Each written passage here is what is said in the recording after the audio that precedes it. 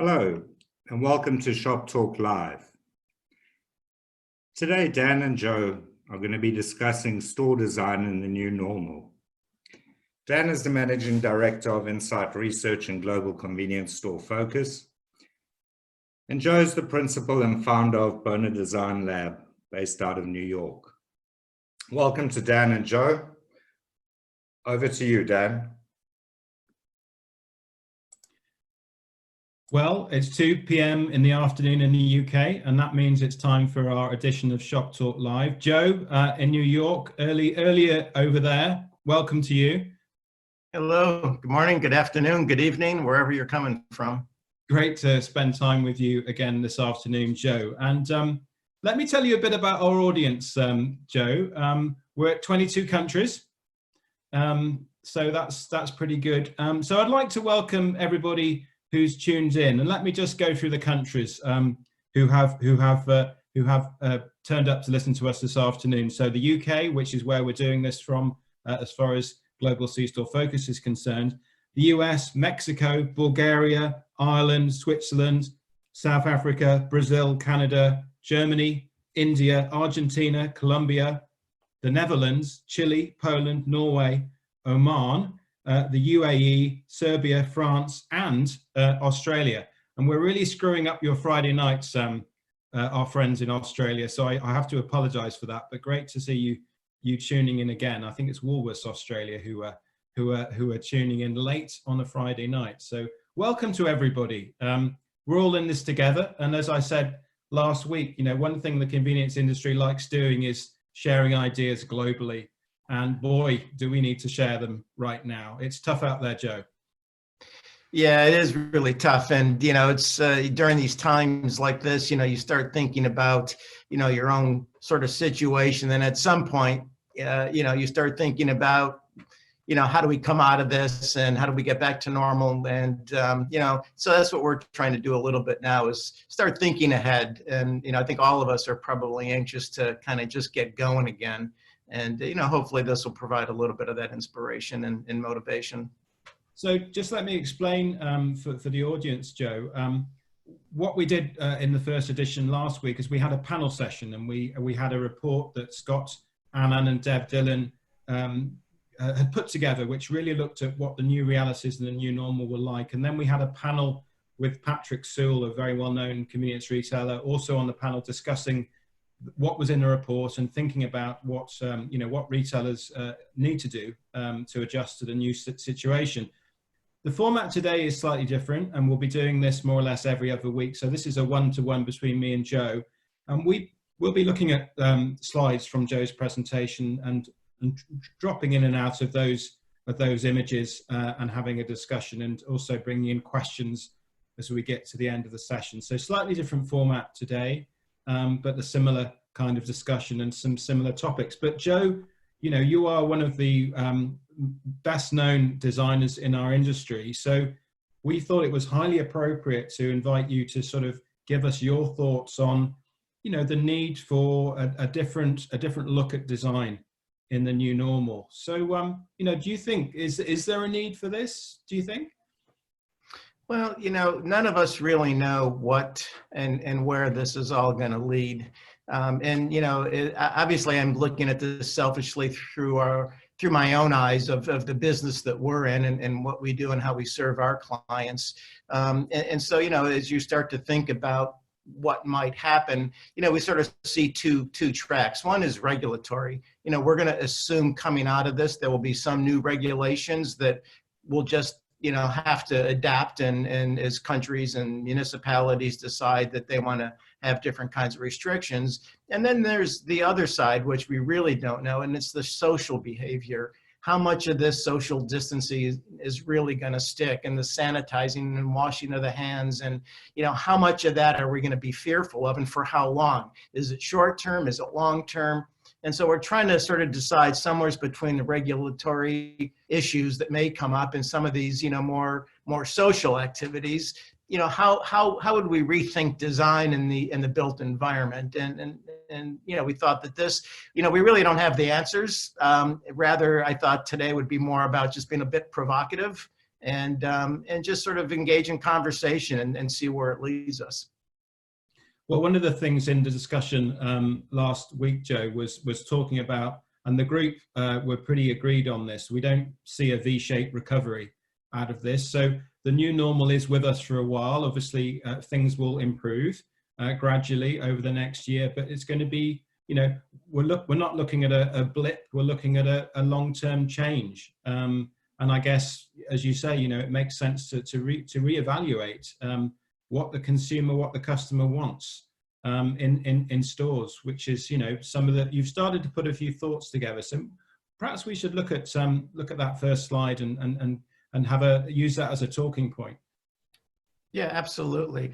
And actually, if maybe slide 2 would be the better place to start. But yeah, so, you know, I think, as I said, you know, it's not so much that we have, you know, the answers, and you know, I've sort of highlighted, you know, a few areas. There's probably, you know, 20 other things that I've left out that I hadn't thought about. But, you know, I think that there's going to be obviously just a heightened awareness of food. I call food hygiene. You know, I think we've been concerned before this about where and how and when our food's prepared and so forth, and being able to see it and open kitchens. And, you know, is that going to continue? You know, are we going to want things more like the Pret a Manger, where we know that it's been prepared in a proper environment, but it's already packaged and sealed, and, you know, we don't have to worry about people touching and breathing on it? And, you know, I don't know, but, you know, that's sort of one concern. The other is delivery. You know, I think people, you know, habits change, and sometimes those habits are hard to break. So, you know, if we have delivery services, you know, how's that going to affect the convenience industry? And do we need to do anything different to combat that? Curbside pickup, drive-through, walk-up windows. I know our industry's played with that a bit. This could be a huge opportunity, and we've got some slides that maybe speak to that a bit more directly. Sanitation, this whole idea of sanitation, you know, we could certainly put hand sanitizers and mount them to the wall throughout the store, but, you know, I almost see that as a negative. And so, you know, we're trying to decide, how do you do things that are thoughtful about sanitation, but in a way that just looks better and doesn't sort of make people fearful? And so how do you deal with sanitation practices in a better way? Touchscreen ordering, you know, I don't know, are people going to want to touch screens that other people have touched? So how do we move more dramatically to a no contact world? And then I think there's some issues around packaging that could also be areas of improvement. And then we've got some other things in between. So these are just sort of really top line things that we've thought about, and how would, through design, how do we address some of these?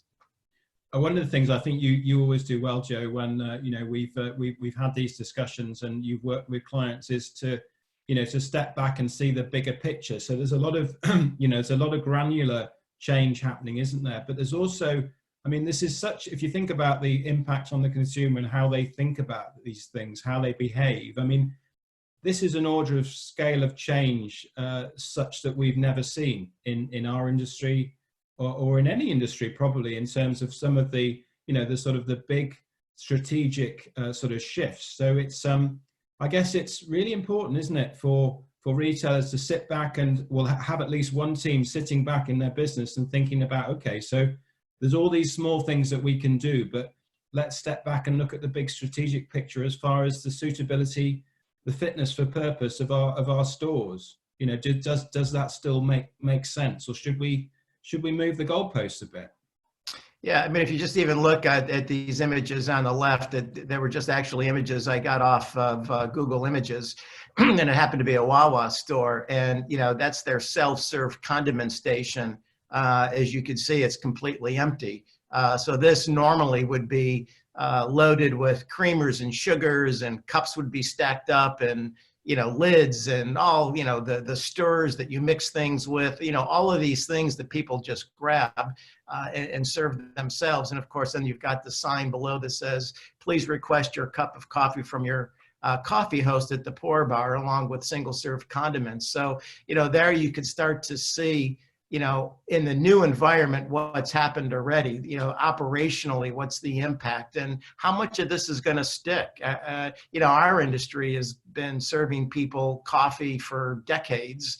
We're sort of the destination for breakfast and being convenient. And so, you know, what's going to happen when you can't, you know, have a self-serve counter, and how does that affect design? How does it affect your operations? So, you know, these are things that we're just trying to imagine in the future, what will be regulatory and what will be things that we could use design to sort of help improve some of these areas. One of the areas that you look at there is looking at the drive-through, Joe, and I think maybe your next slide takes us on and to look at that in a little bit more detail, doesn't it? And this is an example.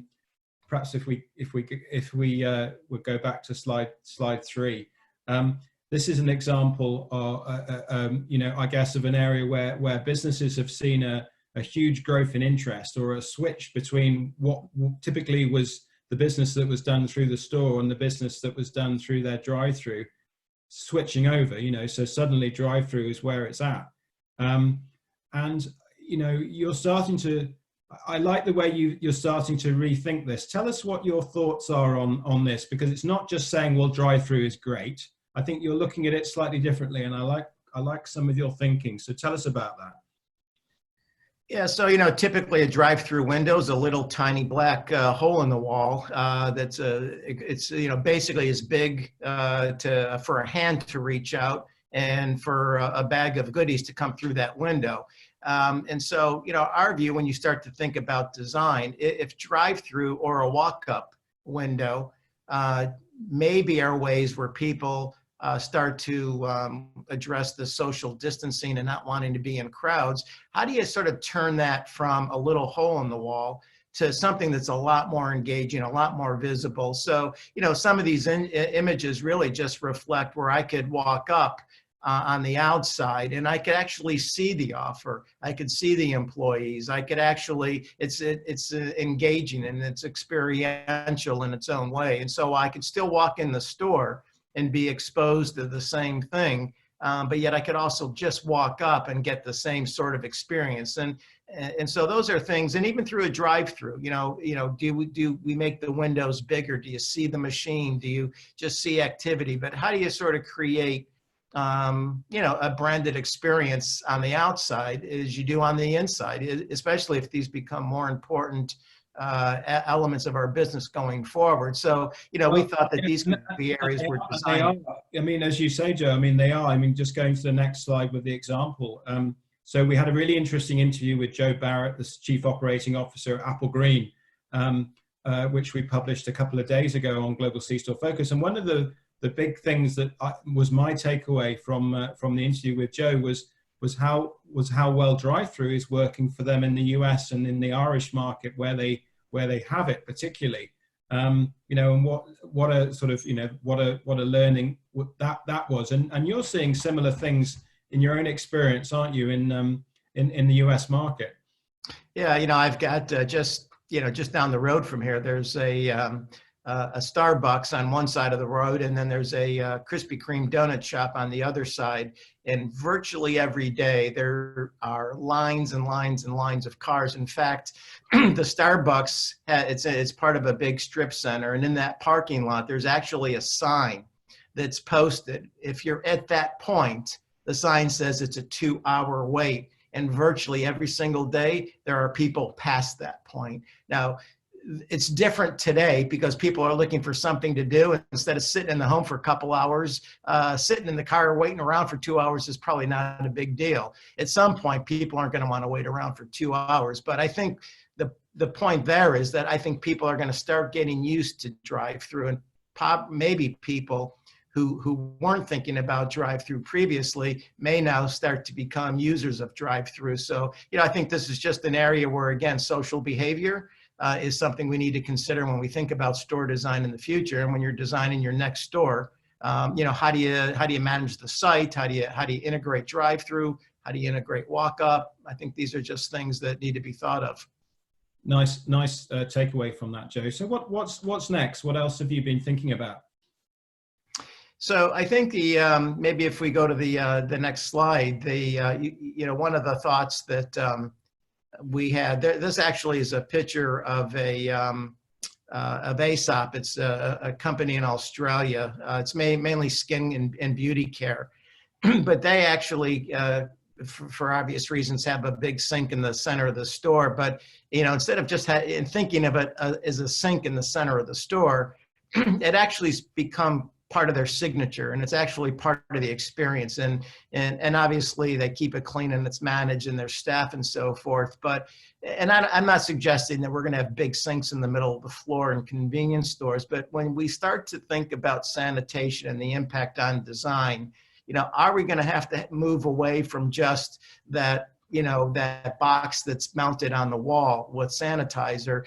Are there other ways where we can embrace things like sanitation in a way that feels legitimate, and it's part of the offer, and it's part of the experience, and it feels good, and it feels safe, and it's clean, and it's just a bit more thoughtful. And so again, these are things we're not suggesting necessarily big sinks in the middle of the floor, but how do you think about sanitation? How does it affect layout? How does it affect design? And how do we integrate it in a way that just feels good and it makes people sort of respond in a positive way, not a negative way?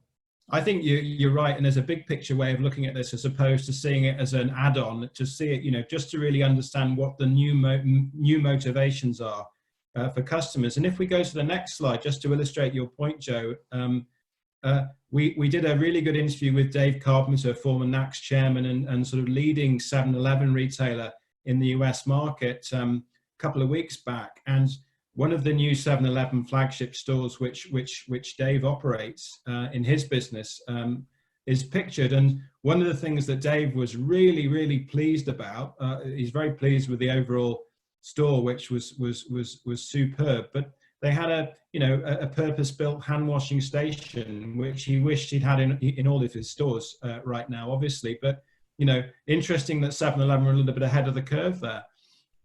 Yeah, Dave's a great guy, and if you've met him, he's a very innovative thinker. He's a creative guy, and he is forward thinking. I've met him a few times. He's a really great guy, and he's done some really great work. I mean, his stores are really beautiful, and he puts a lot of sweat equity into it, and really thinks through every little detail. This is just one example of, how do you integrate a hand washing station that's done purposefully, it's done thoughtfully, it's got a proper place within the layout, and it's just designed in a right way where it just feels natural, a natural extension of what he's trying to do at his store. So yeah, I think these are going to be things that are going to become more mainstream as we look into the future. What else have you got for us, Joe? Whatever ideas should we look at? This is maybe a little less of a design idea, but I can't help but notice I go to my local market every couple days, and there's somebody that greets you at the front door. This is after having to wait in line and for a few minutes until it's your turn to go into the store. But they actually spray and wipe down the basket, and they hand you a sanitized basket so that you can enter the store.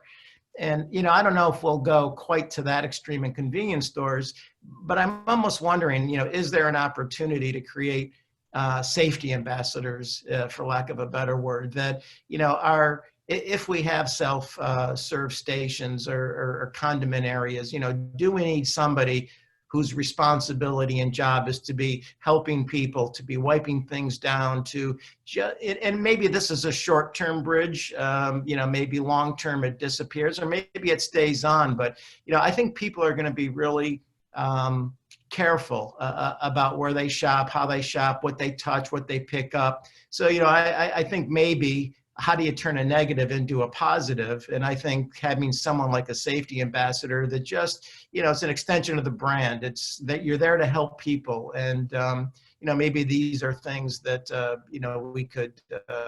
we can consider, maybe there's a little safety ambassador station or something that needs to get built in somewhere. Just had a comment from one of the audience that this is something that's been implemented in South Africa. So we'll be going to questions in a few minutes, but just as a useful comment, this is something that's happening in South Africa. So well done, you guys. Makes a lot of sense. And I suppose, the interesting thing is, Joe, that this also opens the door to a much better, you know, more important, I guess, interaction with the customer, doesn't it? You know, a stronger relationship. I'll give you an example. I was in my local Sainsbury's a couple of days ago, picking up some groceries, and I walked through the door. They had someone in this role just sitting there at a desk, and they said, "You're not allowed to wear shorts today, sir." And of course, it was a joke. You know, it was. I wasn't breaking any laws, but made me laugh. She laughed, you know, and it's a great opportunity if you have the right kind of staff in that situation to engage with customers, because, you know, the safety ambassadors, if you like, are there to look after their customers, and the customers, you know, we all want to be looked after right now, don't we? So there's a great opportunity for engagement on a whole different level, isn't there? Because of this. Look, yeah, well, I think to say you have to be careful of those ugly legs, Dan. But yeah, no, but you're right. I think this is a way of re-engaging with customers, and I think our industry is going to have to almost go out of their way, because people, you know, we've lost a lot of people, and they're staying at home. They're not going to convenience stores, and businesses down. And so, you know, how do we look to re-engage? I think this is, you know, probably one of those ways. And, you know, those guys in South Africa who've started to adopt some of these things, I think, you know, they're already starting to figure that out. They've got to be at the front line of really getting these people back in the store, making them feel comfortable. And yeah, I just think this is, you know, again, how much of this will stick long term, I don't know, but I think these are the kinds of things that we're going to see a lot of companies adopting.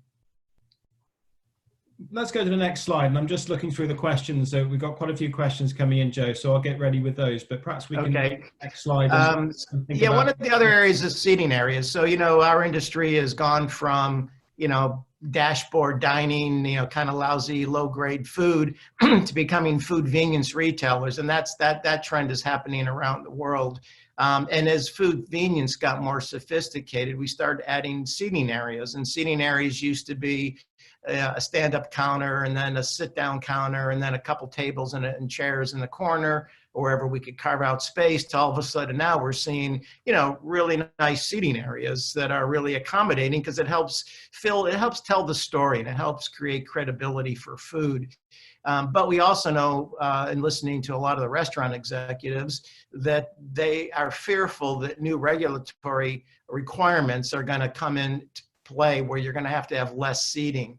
And so how do you still make it comfortable? And so, you know, if we start looking at even things like big loungy type of chairs that are bigger and wider, just by definition, if you put a couple of them together, you're going to be sitting further apart, just because the chairs are bigger and fluffier. And so, you know, how do you use design and materials and selections of things like seating in a way that still feels loungy, that still feels comfortable and cozy, and yet, you know, you don't have to actually build huge separation between seats. So I think seating, both capacity, how it's laid out, the types of chairs that you use, I think these are all going to be really important considerations, especially as we come back online and people use us as a destination for food.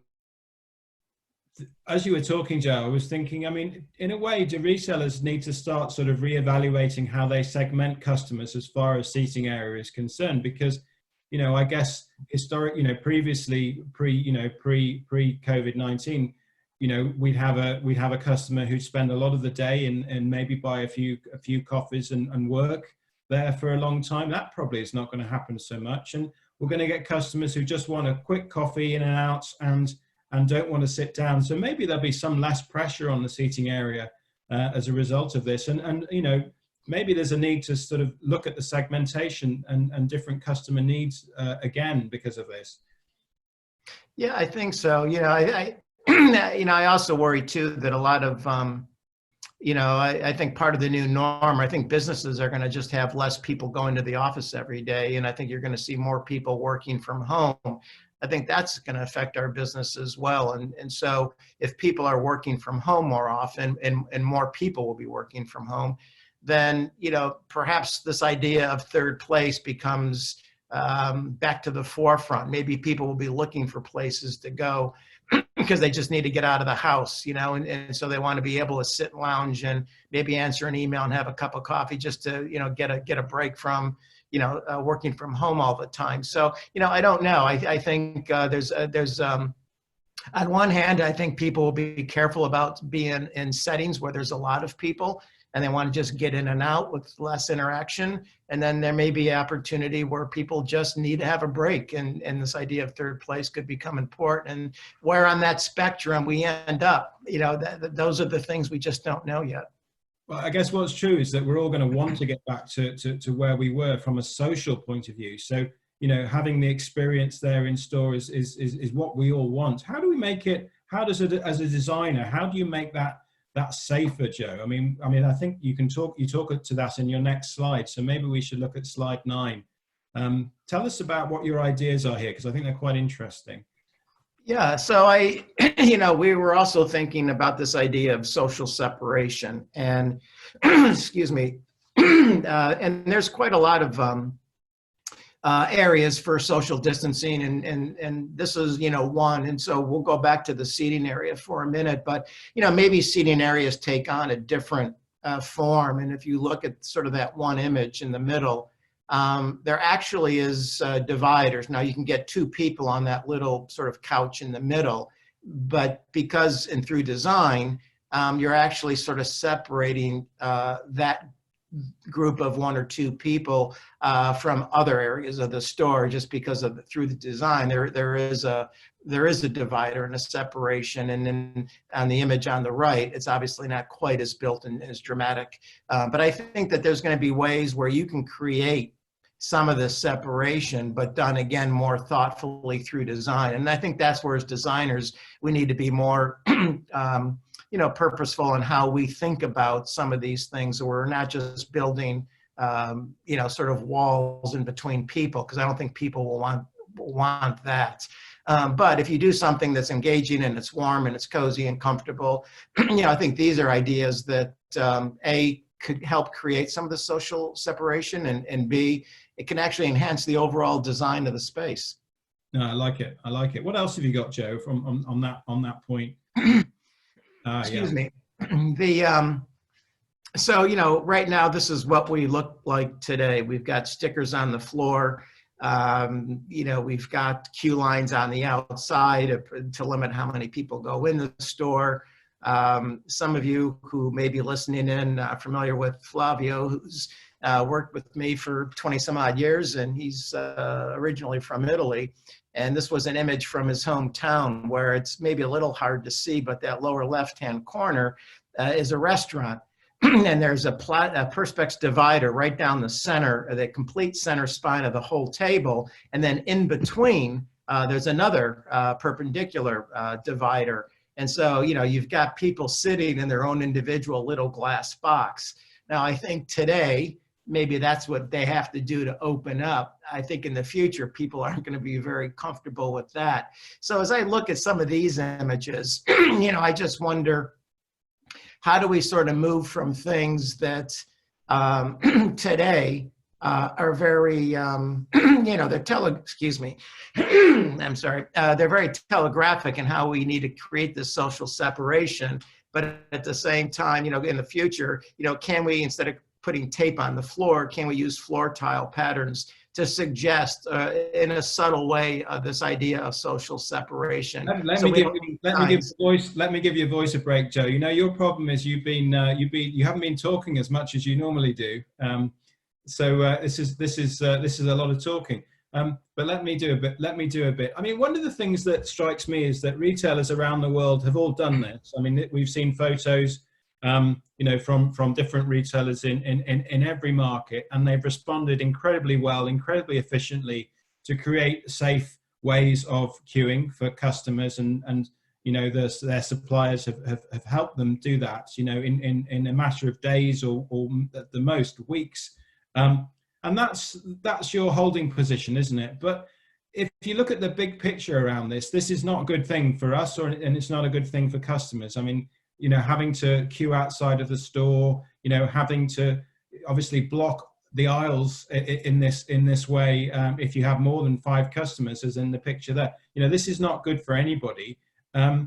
So isn't this going to, and I think this leads on to your next slide, isn't this going to just accelerate, you know, this drive towards, you know, towards zero contact and using technology for payment?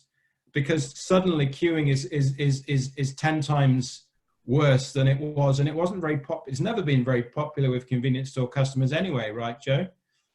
Yeah, well, you know, just as maybe a wrap up on that point, I think that that's probably the importance of layout.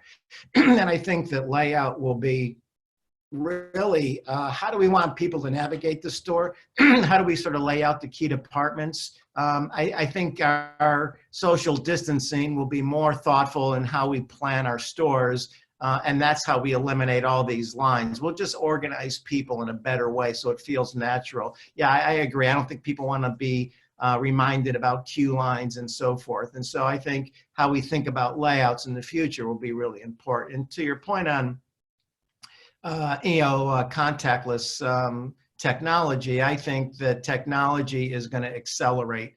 I think coming out of this is going to be one area where I think that you're just going to see a lot of innovation. And we already have contactless payments, but why can't that technology be used to actually activate a self-serve coffee machine? You know, why can't you use your phone? So if someone, you pay for a cup and they hand it to you and you go over to a coffee machine, you know, why can't, instead of using the touch screen because people don't want to touch it, you know, can't you use, you know, your phone to possibly trigger your beverage? Or if you walk over to a condiment station, you know, could it be the same thing where your phone activates a splash of milk or 2 shots of sugar? So I think that there could be ways of technology sort of really ramping up and leading us to a zero contact world.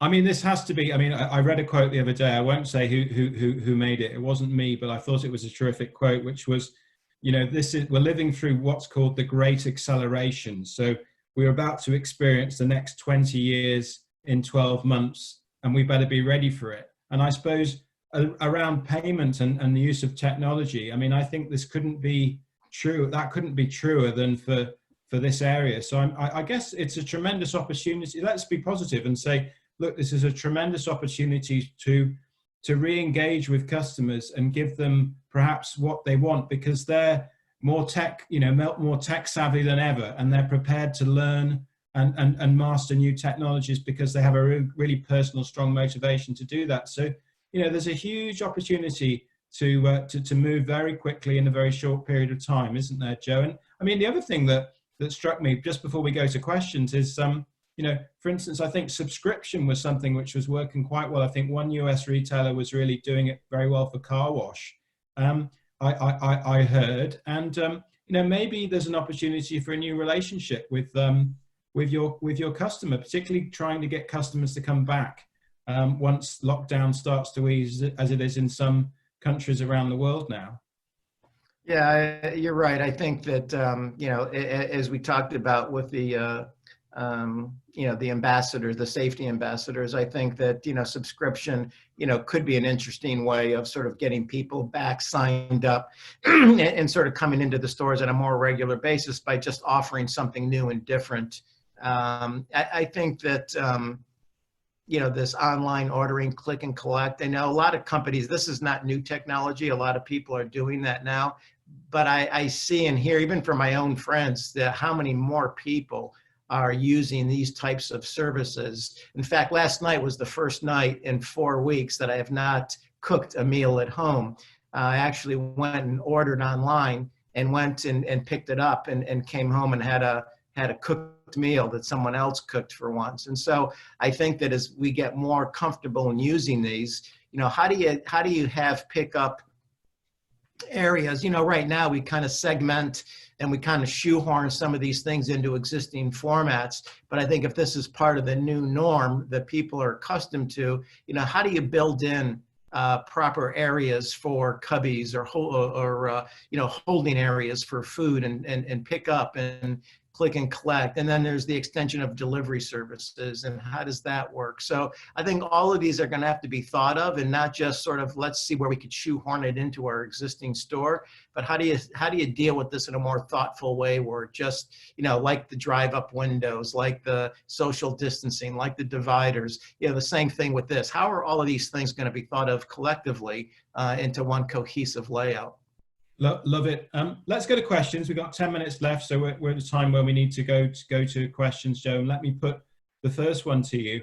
The US market has been all about open food to wow the shopper, donuts, pizza, soup, hot dogs. How do you see that changing, Joe? First question. I don't know. I actually worry a little bit about this. I think people will continue to use us as a destination for food to go. I'm positive of that, and feel pretty confident of that. I just think it's what's the short-term and long-term effect? Is it going to have to all be done in a packaged delivery where maybe self-serve goes away? I think it's going to be a long while before we see hot dogs on a roller grill, which is probably more of a US thing than anywhere else around the world. But those kinds of things may be hard to come back, but I think that's maybe where packaging will be more important. Holding temperatures and just I think it's going to be how we deliver and I think people are going to want to know even more where their food's coming from, how it's prepared. They want to see. I think all of that isn't going to go away. I think it's actually going to get accelerated. I think people are going to want to be even more aware of what's going on with the food they're going to put in their mouth. They're going to want to know it's safe. Absolutely. Next question. That was for the US market. This one is from an Irish retailer. Front of store payment area, due to more social distancing measures, will it end up taking up more of the footprint? And does this push us more towards self-checkout? So I guess on the theme we were already discussing, good question. Very good question, and thanks for that. I do think that between contactless payment and self-checkout, I think those definitely will be areas that you'll start to see more of as people start to address some of these concerns. So yes, I do see that as becoming more part of the new norm. I think having self-checkouts, again, I just use my own supermarket as an example, and people, they just want to go there because they want to have less interaction, even with the employee that's checking you out. And there's probably bigger lines at the self-checkout lane. So yeah, I think that having self-checkout and more contactless payment are going to be absolutely part of the new norm. How do you see labor models evolving around self-service versus clerk served, Joe? I think that's going to put a bit of pressure on operations, because I think that if self-serve starts to diminish, you don't want to lose those sales. And if you're sort of replacing that with full serve or some sort of help serve, obviously that adds to the labor. And so those are going to be real hard choices for retailers, because labor is always a big issue, and how do we address that? And I keep thinking back to the Pret a Manger model in a way, where people have always felt they've done a good job of communicating, so people know and understand that offer really, really well. But it's all sort of pre-packed, and it looks good, it's fresh, and here today, gone today. Maybe those are, maybe that's the direction where it starts to go and move towards. So less customization, unfortunately, but maybe that's more the model. I don't know. That makes sense. A nice question just come in from Mark Waltman, the NACS director for Europe. And this is around adaptability of store. And I think it's a good question, actually, because what Mark's asking is, do you think flexibility or easy adaptability of in-store designs is becoming more, I'm paraphrasing your question, Mark, but do you think that becomes more important as we go forward, Joe? So having that ability to flex, because I guess what Mark's hinting at there is that retailers have suddenly, they're suddenly changing their offer and moving, temporarily perhaps suspending some of their food service offer and really focusing on the top-up shopping that consumers want to do with them, you know, and expanding their ranges. So I guess it's a really interesting question there around flexibility. Yeah, that's a great question. Because I think you and I even maybe talked about this the other day. I actually think that, you know, as we become more of the local market in many ways, you know, people are coming to us because they're afraid. They don't want to go to big boxes. So all of a sudden, you know, our merchandise in center stores become more important. You know, toilet paper in the US has been scarce. So, you know, being able to go buy something there, or hand washing fluids, or boxes of cereal, you know, all of a sudden we've become a local provider for that. And so we've had to have great flexibility to sort of start selling cases of water, whatever it may be. So I think, you know, having some flexibility, you know, center store may come back to life a little bit. Maybe we have to rethink, you know, we've rationalized center store for years. You know, maybe now that has to get flipped around a little bit. Maybe people will get used to us again for some of that top-up shopping. So I think, yeah, having some flexibility is going to be quite important. Interesting question coming around truck stops. Obviously thinking about larger, we call them motorway service areas, truck stops in the US. You know, what ways, and this question is, do you have any comments or ideas on truck stops, and what ways we could improve the trucker experience, make it safe, make it hygienic? And I guess this is a really important question, because the key workers out there, maybe we could broaden it to say not just truckers, but the key workers who are keeping the populations fed, looking after them, and so on. You know, they really need looking after themselves, don't they? How could we? Is there a design lesson here, Joe, do you think? Yeah, well, first I'd say truckers are probably the most underappreciated in this time. You know, and obviously, you know, health workers, you know, number one, top of the list. But, you know, truck drivers certainly aren't too far behind being the most important people anywhere in the world, because they're continuing to keep us fed and properly clothed with masks and things like that. So, you know, first of all, kudos to all of the truckers out there. They are really lifeblood of all economies. But I think, you know, they've been struggling, and you know, because a lot of the truck stops are highway locations, restaurants are closed. And so, you know, these guys are on the road 10, 12 hours a day. They need to eat, they need to rest. So I think, you know, making sure again that they're comfortable and having the kinds of accommodations when they're on the road. This probably is something that should have always been going on, but, you know, I think it's just making sure that they've got places to shower and they've got comfortable lounge areas, considering some of these social distancing things that we've talked about. Yeah, I just think it's all going to get built in, but certainly I think providing them a proper place to be able to take a break is probably even more important than ever. Well, lots of questions coming in, so let's just keep going through them, Joe. Next question is around shopping malls. How do you think the quick service restaurants will adapt who are located in those shopping malls? And the point here, which was made in the question, is that the shopping mall is pretty challenging for social distancing.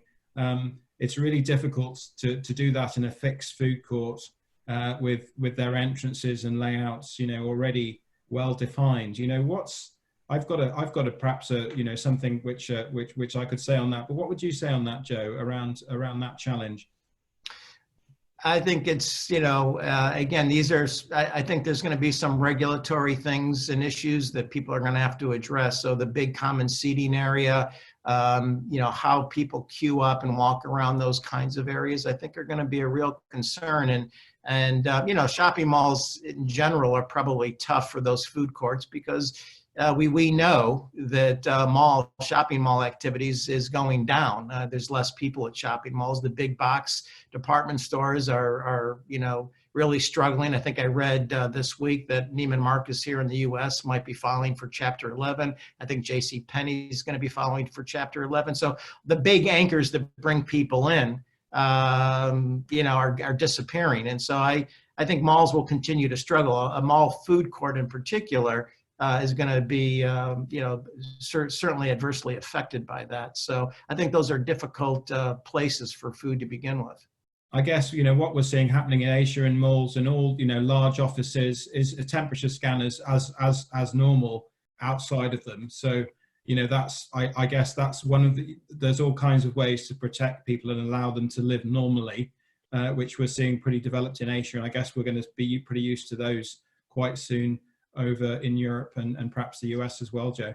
Yeah, if you think about, you know, having your temperature taken every time you go into a shopping mall, your first reaction is, geez, what the heck's going on? You know, how could that be possible? But, you know, a few years ago, who would have thought that you had to take your shoes and belt off going to an airport? And yet now we don't even think twice about it. It's just normal. It's what we normally do. It's just the way that it is. So I think some of these things in the beginning are going to be very reactionary, like, oh my goodness.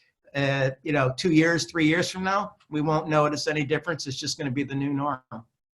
Well, look, we're going to run a little bit over, but there's so many good questions. I think we should just continue a little bit, but we won't be going too much longer, guys. So we'll keep it to this slot that you're planned for. But another question, this one's from Australia because it starts off "G'day," so you know that's a bit of a giveaway. Have you seen examples of tri-temp, ambient, chilled and frozen lockers working well anywhere globally? Another good way to reduce friction, maybe? That's a question from Australian retailer. Lockers in the sense of like a pickup, for pickup, click and collect type of a thing, or I'm not sure I understand exactly. Yeah, I think that must be what's meant by that question. Yeah, so no, I mean, I have not seen sort of, you know, places that are just sort of specific where it's sort of a self-contained room that's got sort of a chilled ambient and you sort of go in and sort of pick things up. But, you know, again, these could be the ideas of the future, right? You know, these kinds of self-serve environments where you've got 3 temperatures in one area and somehow, you know, maybe your phone activates a little cubby and there's a frozen thing that comes out of it. And, you know, I don't know. I think that there's a lot of this sort of technology that's all going to change and and new formats are going to evolve out of this for sure. And so maybe that's just the new format that has yet to find its way to the marketplace. Joe, terrific. Just show us your last slide, and then if I hand over to you to finish up, and then I'll sign off. Yeah. So really, I want to thank everybody, and more importantly, I just want to make sure that everybody from all of us here, please stay safe. We'll all get through this together, and you know, I appreciate everybody sort of taking their time. I think that, you know, as I mentioned before, that, you know, the new norms today seem a little bit unusual and uncomfortable, but I think as we start to come out of this, I actually feel a bit inspired. I'm actually looking forward to seeing how we could use design to really help reshape the way that our industry sort of goes to market. And, you know, what's the store of the future going to look like? You know, we're hoping to be part of that. And it's people like that are listening in that are going to provide a lot of that inspiration as well. And how do we help solve their business problems? And so it's, I think, in one hand, it's a trying time. On the other hand, I think it's kind of an exciting time because it's going to force us to really start thinking about these things in a different way. And I think we'll come out of this even stronger. Absolutely, Joe. Well, look, we've had some lovely comments from people saying they enjoyed that already. Thanks for tuning in. We're going to be doing this every week, 2 o'clock UK time.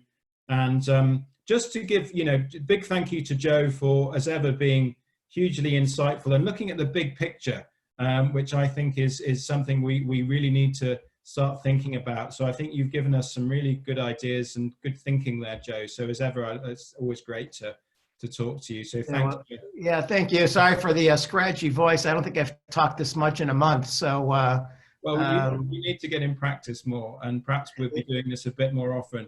Yeah. But look, just looking forward to next week. A little bit of a preview. So Joe Barrett, COO of Apple Green, will be on a panel next week with Christian Warning, who's NAC's relationship representative for German-speaking markets, and also one other panelist who will announce soon. So that will be a panel with Joe Barrett from Apple Green on it. Same time next week. Until then, please stay tuned in to what we're doing in Global C-Store Focus. Follow us on LinkedIn. And as Joe said, you know, you take care of yourselves, and you know, great to have you listening in and asking so many questions, and look forward to seeing you soon. Thanks very much. Good afternoon. Bye-bye.